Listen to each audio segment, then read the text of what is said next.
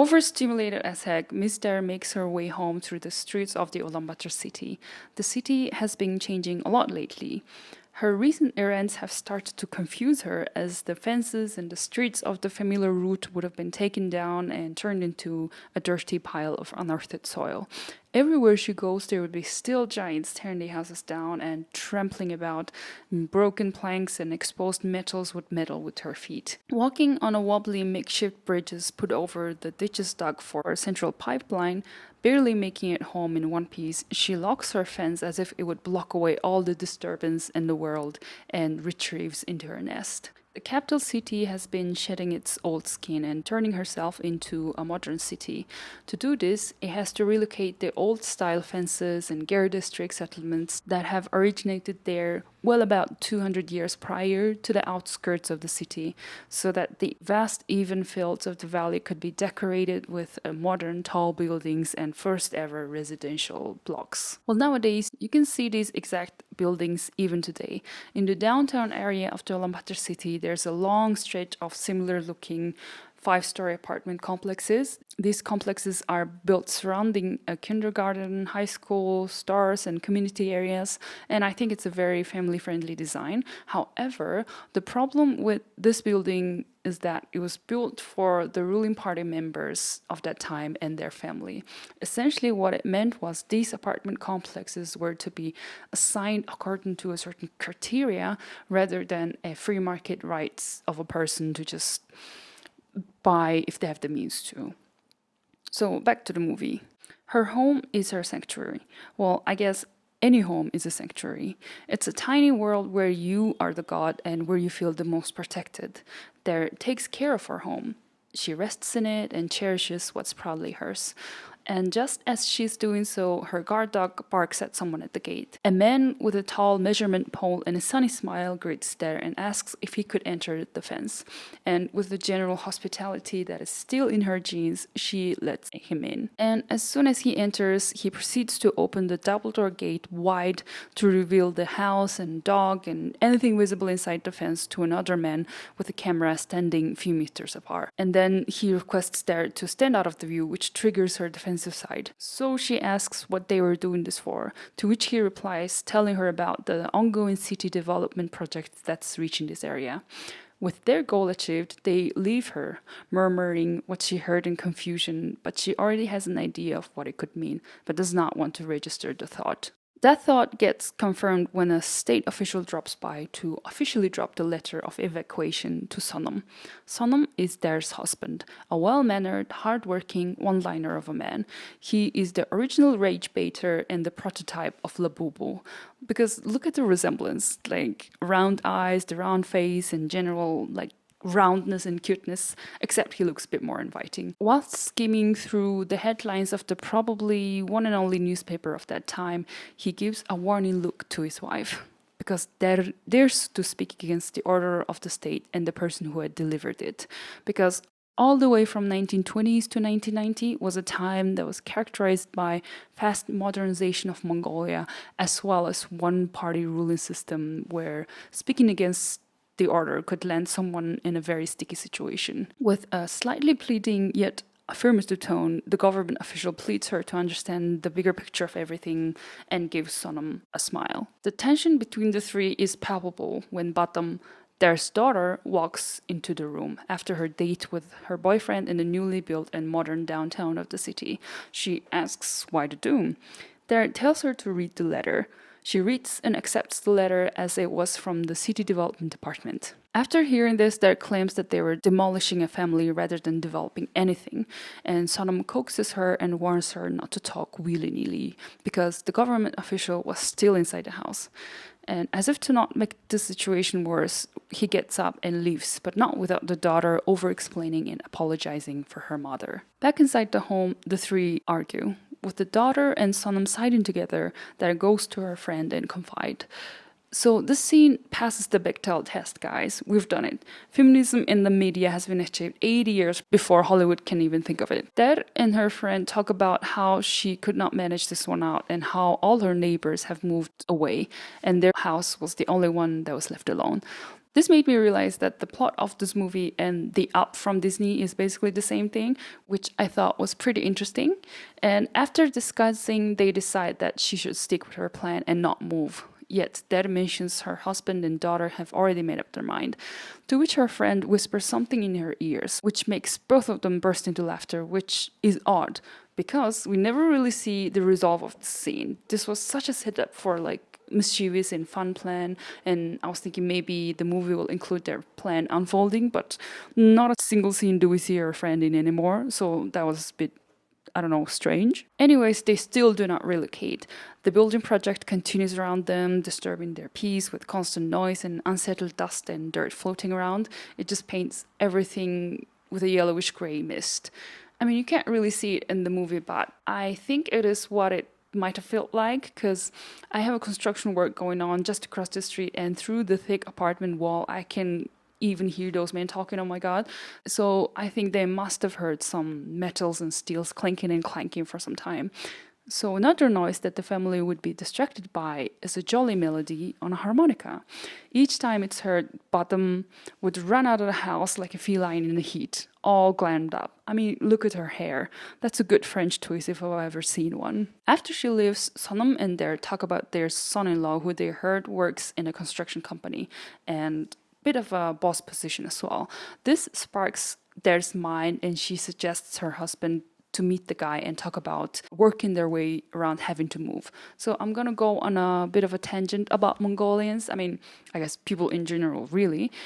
We hope to work our way around things. We have a tendency to not accept the bureaucracy of things and always desire to talk our way out of a situation, maybe through a guy who knows a guy who knows a guy, kind of like that.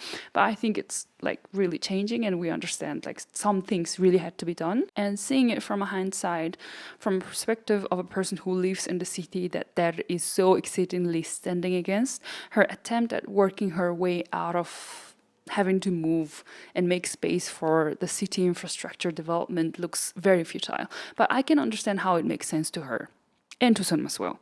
But he says that it was better if she talked to them. Thus, determined to talk her way around it, she traverses through the chaotic construction field looking for her daughter's boyfriend, asking from a person to person. Luckily, one of the construction crew who knows him guides there to him. And although she wanted to run away from the noise and disorganized mess that is a building being built, she keeps pushing through. On her way, she sees a mainframe of an old house being demolished by a bulldozer, and her chest tightens at the thought of this could potentially happen to her house.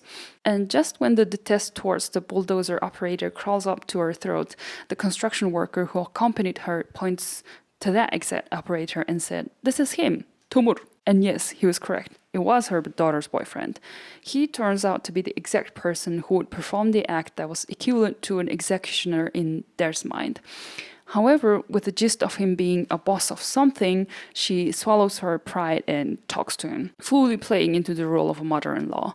But Tumur tells her that it was already beyond his limit and that not even a government official can manage to keep her house in place. But she tells him that the house was not for her to keep, but it was for him and Bottom. She's really just trying to like make the situation work for her. Although he knows that he can't do anything to keep her satisfied at the moment, Tumur actively listens and nods, just act like as if he's listening before rushing off to work as she shouts that he would try his best. Time goes on, and it comes to the point where the construction work would continue even at night. A big light from the field would mysteriously shine on their window in a constant interval. It turns their house into an overstimulation hellhole. Dare complains about her headache and the confusion caused by the chaos. Sonam remarks that he wants to move, but Dare still pushes back. Yet inside, she understands that maybe there was no other way than to move. Although they could keep standing their ground, like literally, and potentially stall the construction project, it would come at a cost of peace and comfort and neighborhood. All the things that make home a home. Adding to that, Sonam says that his coworker and his community gossip about their stubborn and apparently selfish decision. That refutes saying that those were nothing compared to being homeless. I mean, I kind of agree with her on this one. Home is an important thing. But seeing her only daughter that she raised cherishingly shedding a tear because of being bullied at work from all this debacle hits the final nail on the head. Drowned in a gloom of defeat, the three sit silently, and the light ray scans the room from side to side, like a pendulum swinging to remark the last seconds of their time spent in this very home. Early in the morning, Sonom's family finishes loading their belongings on the back of the big Russian truck. That truck was so popular about just 20 years ago, and it was named UAZ 430, and we would usually call it like the Machine 30.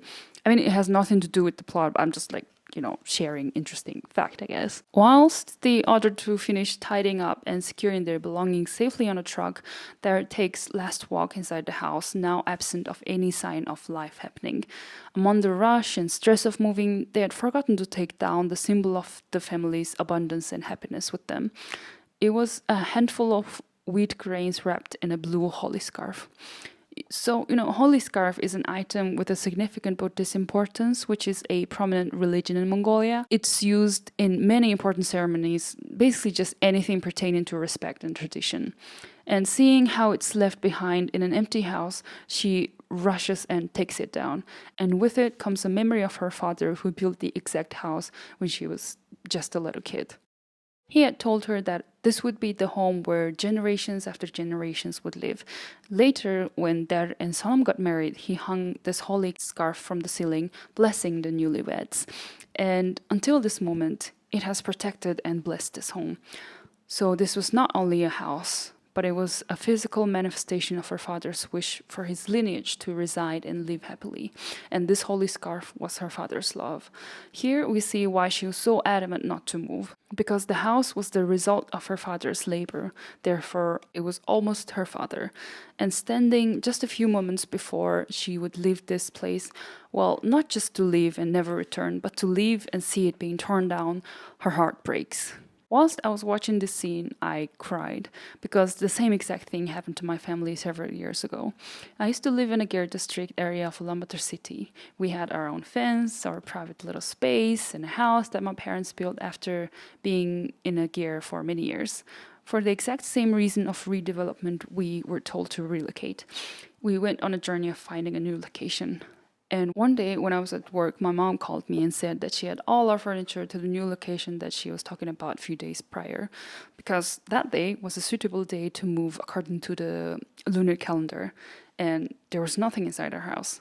So after work, I searched for a bus line to a new location that was again in the middle of Gir district, took the bus and commuted home through the completely new part of the city. As I was looking through a window with a conflicted feeling, unfamiliar hills and houses whisked before the almost setting sun. And all I could think was how I never realized that that morning was the last time I was truly at home. A few days later, my brother sent me the pictures of our house empty and stripped down to its wooden skeleton, then completely turned down. And just like how I couldn't properly say goodbye to my dad, I couldn't take the moment to show gratitude to my house, my first ever home. Well, that was a heavy emotional interlude, sorry about that. Back to the movie. Whilst they're tidying up, the project leader of the construction work stands afar watching them. His subordinate comes and raves at the fact that they were finally moving. He remarks how they've stalled the project long enough and they had no time to waste, and calls Tumur, who had been trying his best to occupy himself with any task but to operate that bulldozer. To do what? To operate the bulldozer. And whatever the boss says goes. Tumur's bulldozer reluctantly draws closer to the house, and Sonam stands near it talking to Tumur. He's struck by the sheer size of that thing and wants to see how it would look to destroy the house. I mean, the writers really did the best to make Sonam look aloof and careless as possible. In this movie, he really has no role, and he's just going with the flow. We're not given any important information about him. He's just there for a comedic release and for being an emotional punching bag of their misdirected frustration. There scolds him for not feeling the same remorse for having to destroy their hearth. And seeing Tumur inside the bulldozer, her anger gets the better of her and she screams that she will never let Tumur and Bottom marry. With such proclamation, she rushes the family inside the truck. They move to the base of the Bogd mountain and build their gear and spend summer there. There is still bitter about the situation and she does not want to think about Tumur at all. Just when she's resting, she hears a screeching sound of harmonica outside her gear. She screams Tumur's name, warding him off, only to see a little kid playing with a harmonica. Understanding that she made a mistake, she pleads the kid to play far, far away. She's not having any of it. Although she understands that Tumur was only doing his job, just remembering the sight of him sitting inside the demolisher stirs a fiery anger inside. To top it all off, the area that they moved to is a popular location for people who had a similar fate as Sonam. So it looked a bit disorganized, with not much limits as to whose space ended where. There's no fences, kids and children just play around. It was an unfamiliar area. Tumur walks around the village-like neighborhood, playing with catchy tune, hoping Batam would hear it. He stops in his tracks when he sees Dad walking up the hill and plucks the brave to talk to her. Okay, so the way he tilts his head when he's talking gives why be from Coraline so much. I mean, just look at it. Even down to the smile in hair, don't you think? He asks if she was doing okay and where they were located. Dad comments on his messy hair and then asks if he wanted to demolish her home again. I mean, fair. With them having misunderstanding and Dad's lack of desire to really hear him out, she tells him to never approach her and her family ever again and walks home. And what does that mofo exactly do? He follows her creepily, doing the exact opposite what she asked, and plays that fuck-ass tune like a bird screaming its mating call. And this hypnotizes Bottom like a spell. I mean, look at her. She doesn't have any soul inside. She's just raging at this point. Okay, another thing. Almost everyone in this movie fumes like crazy. You know, Mongolia is not the most smoker country in the world. I mean, not at least inside, right? But apparently, half a century ago, it did not matter. She just pulls out a pack, puffs it out like crazy, like a steam engine. Looking at her daughter, reminiscing and staring at an empty air, that understands and sympathizes with her. That may appear cold and callous, but she's a lady. She was once in love, and she knows how intoxicating it can feel. I'm pretty sure she's gone through some heavy ovulation period. So she's like, okay, he's out there screeching that thing. Go out and make him silent. I'm paraphrasing, but she lets her out. Okay, I know it sounds crazy to hear someone let the other person out, but there was a certain level of respect and humility, so much so that you didn't just run out of the house to meet someone your family clearly does not support. So hearing it, Bottom abandons what she was doing and grabs a very light and sheer flowy shawl and runs out of the house. Mind you, she was already wearing her dress. At the same time, I think it's her style to dress in a very lovely and feminine way, which serves her good to seize the chance to run out for a date.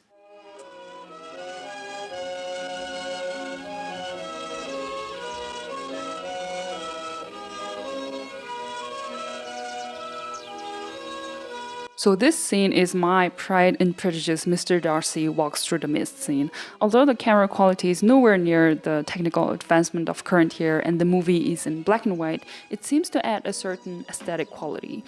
A relatable imperfection that makes the scene beautiful. So the most movies made in the 80s and 90s use a very long drawn scene with a fewer camera angles. You can clearly sit down with the characters and feel the silence and ebb and flow of the conversation without any crazy cuts to make the scene attention grabbing.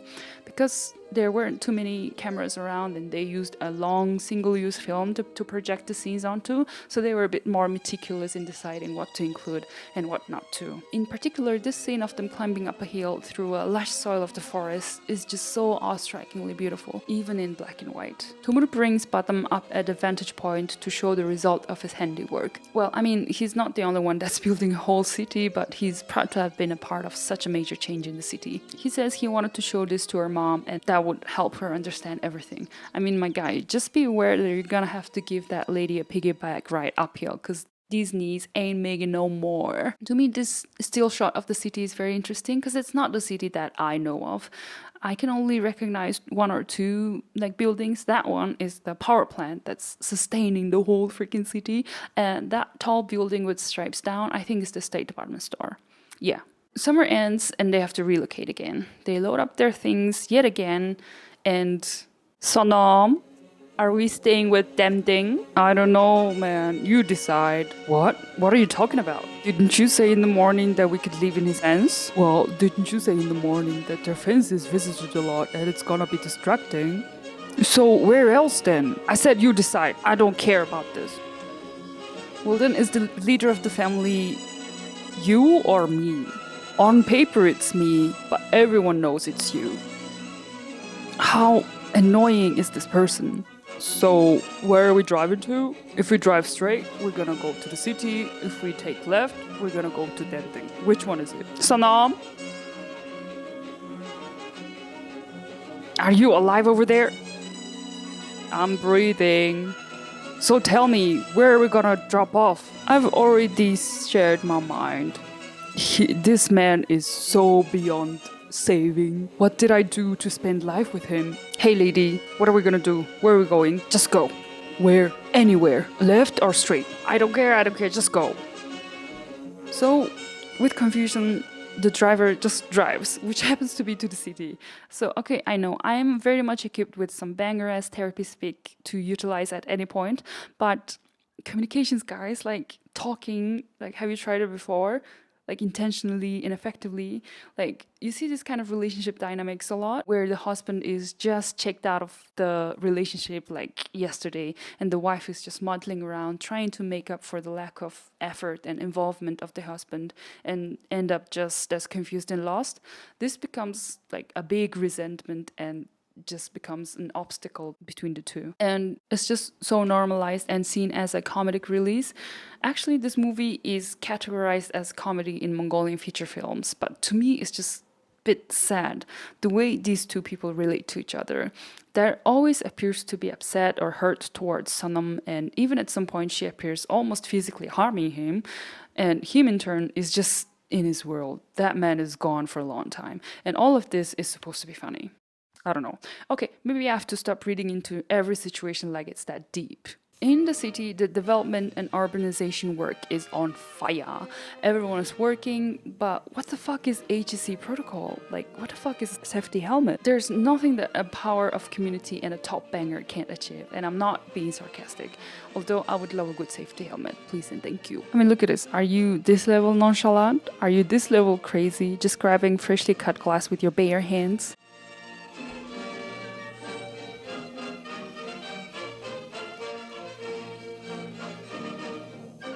So there's a certain aspect and or an undertone of a movie being a bit of a propaganda.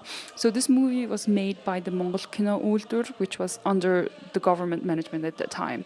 That is why they had a right to record footage of a real actual work site and use it as a scene backdrop.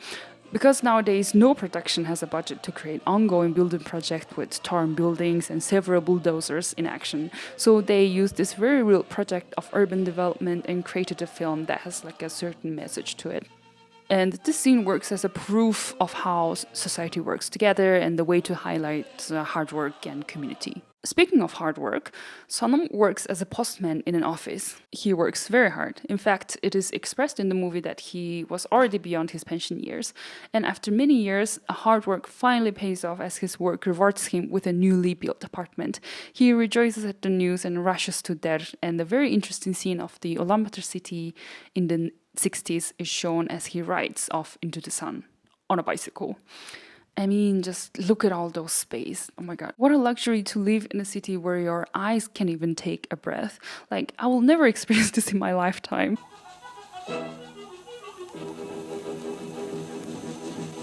So back at the office, the government office, because it's 1960s and everywhere was a government office, a man is frustrated at the thought of having to share his new wet pants smelling stinking apartment with another stranger.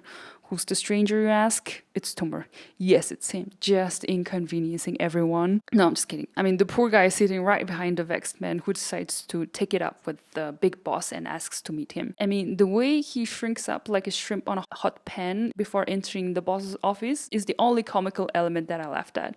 Because this satire, that is comedy being used its best. As he got up, Tumur reaches up to the list and finds Sonam's name.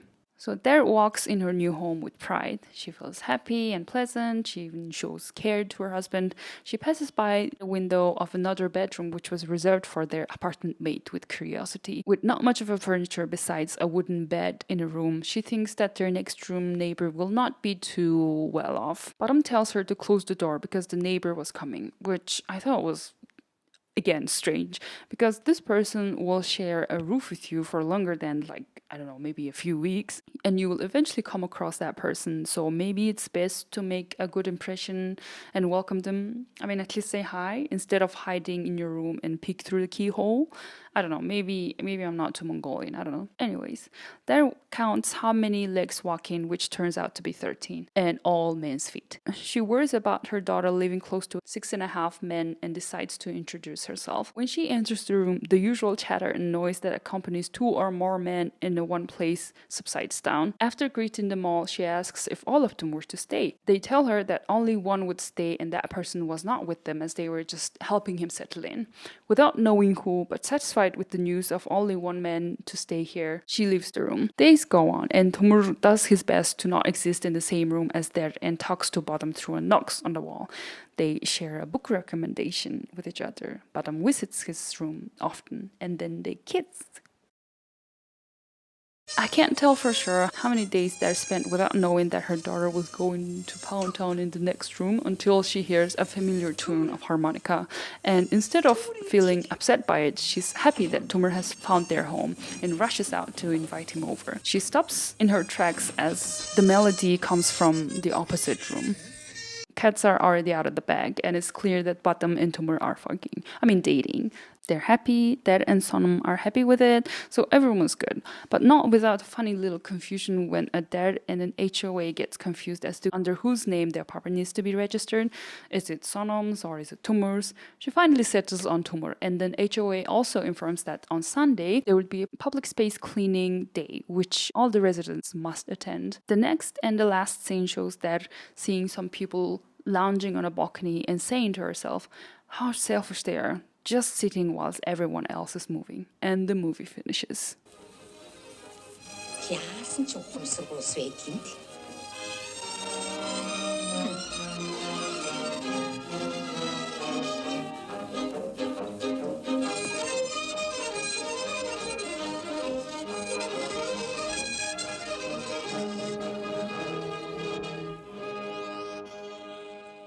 So do you remember how I said The Up and this movie had similar plots?